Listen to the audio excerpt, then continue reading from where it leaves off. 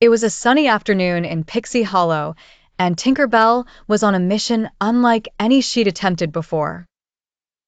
In her little kitchen made of walnut shells and moss, she pored over a recipe, a pizza, but dusted with a pinch of magical pixie powder. She wondered what might happen if she combined her tinkering skills with fairy magic. Would it taste sweeter than honeydew, or perhaps fly around like a hummingbird? She gathered her closest friends, Silvermist, Rosetta, Fawn, and Iridessa. With laughter ringing through the trees, the fairies helped Tink collect wild mushrooms and sun-ripened berries.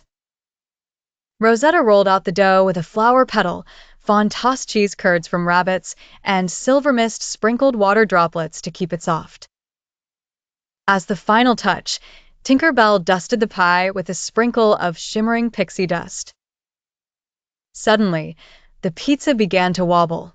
The crust puffed up and, before anyone could blink, it began to float.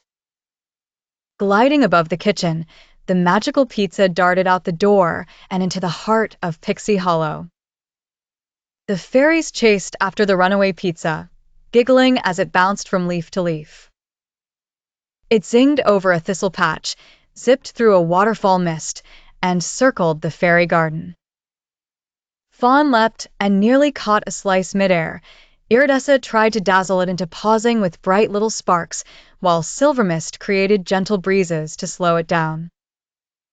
Eventually, the pizza hovered near Dewdrop Lake, where dozens of curious fairies gathered. Nobody wanted to let the adventure end. Tinker Bell, out of breath but cheerful, suggested they all share it together. Each fairy got a slice, and everyone marveled at how each bite tasted a little different, spicy for Rosetta, sweet for Silvermist, tangy for Fawn. The pizza adapted to each friend's favorite flavor, surprising them all.